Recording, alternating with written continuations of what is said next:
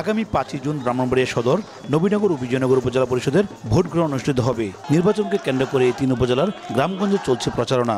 Banner পোস্টারে ছেয়ে গেছে জেলা শহরের রাস্তাঘাট, সভা সমাবেশে সরব পুরো নির্বাচনী এলাকা। সময় ঘনিয়ে আসায় দিনরাত ভোটারদের দ্বারে দ্বারে ছুটছেন প্রার্থীরা, দিচ্ছেন নানা প্রতিশ্রুতি। আমি জয়ের ব্যাপারে শতভাগ আশাবাদী। ব্রাহ্মণবাড়িয়ার সাধারণ মানুষ স্বতঃস্ফূর্তভাবে আমাকে সমর্থন ব্যক্ত করেছে।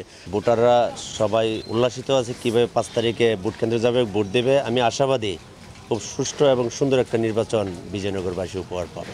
ভোটের মাঠের সার্বিক অবস্থান আল্লাহর রহমতে অনেক ভালো আছে আমার, কারণ আমি বিগত 5 বছর যেইভাবে আমার উপজেলাকে চালিয়েছি, আমার কোনো কলঙ্ক নেই। আর ভোটাররা বলছেন যোগ্য প্রার্থীকে বেছে নেবেন তারা। যারা জনগণের কাজে লাগবে, রোড ঘাট খাল ব্রিজ স্কুল মাদ্রাসা উন্নয়নের কাজ করবে এবং জনদরদি হবে, তাদেরকে আমরা সিলেকশন করি। যে পার্টি আমরা সাথে চলে এ পার্টির আমরা ভোট দেব। যে পার্টি দেশের কাজ করে এরকম দেখা দেবো।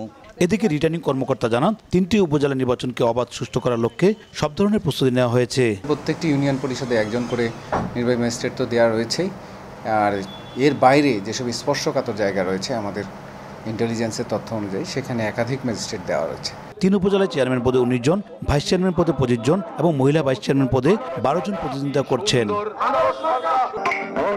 আগামী 5 জুন ব্রাহ্মণবাড়িয়া সদর, বিজয়নগর এবং নবীনগর উপজেলা পরিষদের নির্বাচনে ভোট গ্রহণ অনুষ্ঠিত হবে।